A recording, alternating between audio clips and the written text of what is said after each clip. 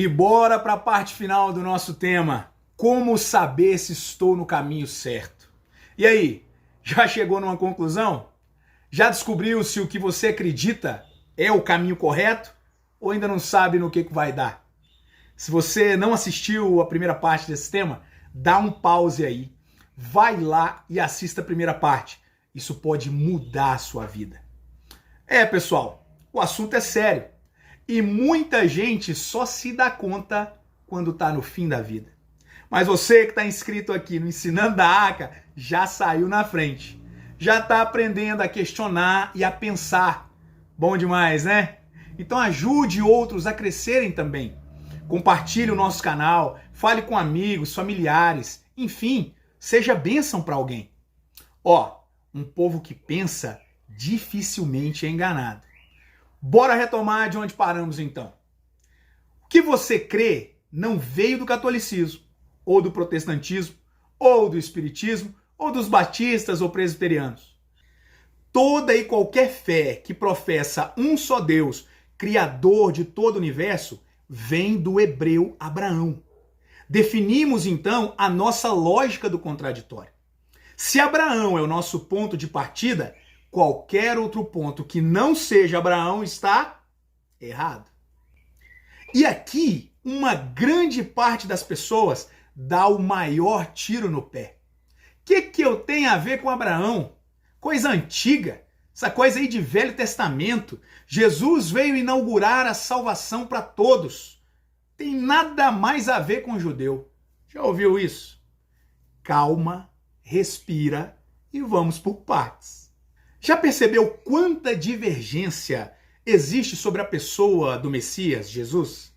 Se você perguntar para 10 religiões diferentes, você terá 10 versões diferentes. E sabe por que isso acontece? Porque abandonaram as ferramentas de análise. Lembra? Lógica do contraditório, análise e história. As pessoas querem começar a interpretar os fatos históricos sem o campo correto de análise. Pessoal, a conta é simples, é matemática.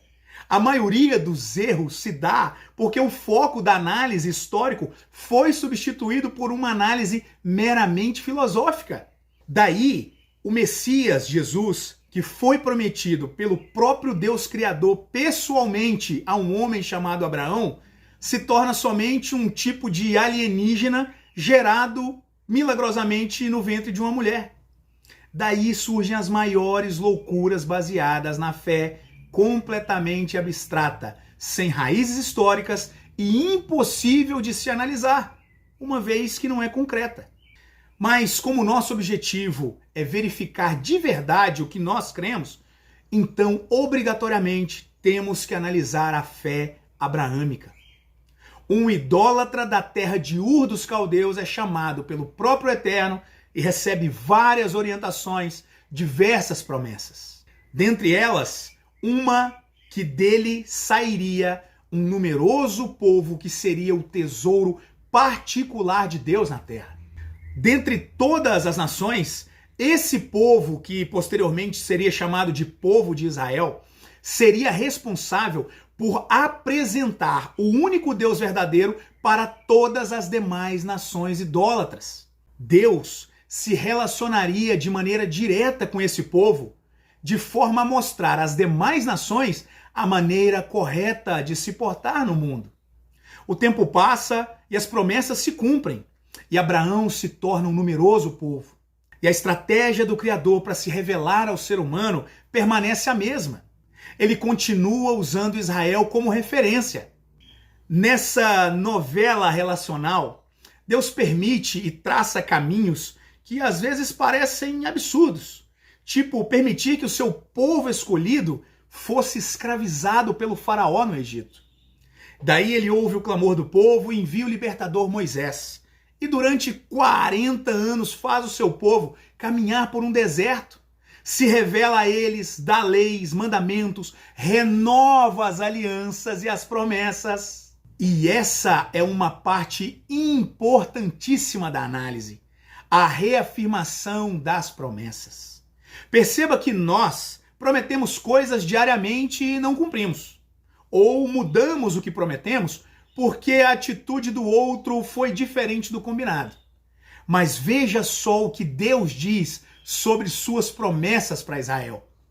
Enquanto existirem os céus e a terra, Israel não deixará de ser uma nação diante de mim para sempre.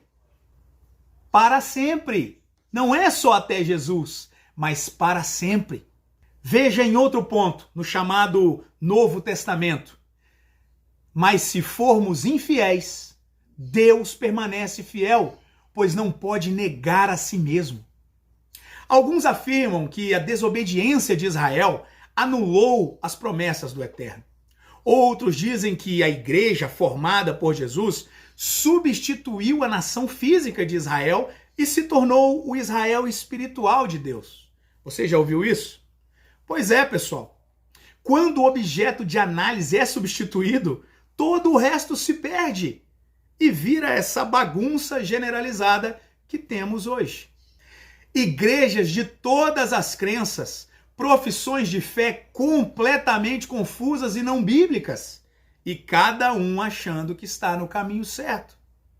Por isso a pergunta nesse vídeo: como saber se estou no caminho correto? Para você que assistiu até aqui, agora eu vou contar o segredo. E você vai precisar de duas coisas: humildade e disposição. Olha que interessante. A humildade vai permitir que você esteja pronto para ouvir, ao invés de querer afirmar qualquer argumento. É ouvindo que a mente começa o processo de pensar. O que acontece hoje é que a maioria das pessoas não está dispostas a ouvir. Elas já se decidiram e lutam com unhas e dentes defendendo uma denominação ou um segmento de fé, mas nunca fizeram esse exercício de análise do contraditório histórico. Às vezes eu converso com pessoas, até mesmo familiares, e antes de apresentar os fatos, eles já me enchem de pergunta, tipo: ah, mas o que Paulo falou sobre comer de tudo? Ah, mas Jesus colheu espigas e trabalhou no sábado. Ah, mas o Velho Testamento é sombra do que viria. Ah, isso, ah, aquilo. Humildade para ouvir. Nós precisamos ouvir. E a segunda coisa é disposição. Você está realmente disposto a encontrar esse caminho correto e seguir por ele? Se sim, eu vou te dar uma ótima notícia. Aquele que vem a mim, de maneira nenhuma lançarei fora. São palavras do Messias para você. Quando o Eterno percebe em você o desejo de conhecê-lo de verdade, não há nada no universo que impedirá que ele se revele a você. De capa a capa na Bíblia, Deus deixa claro que se o buscarmos de todo o coração, nós o acharemos. Essa nossa fé monoteísta vem de Abraão.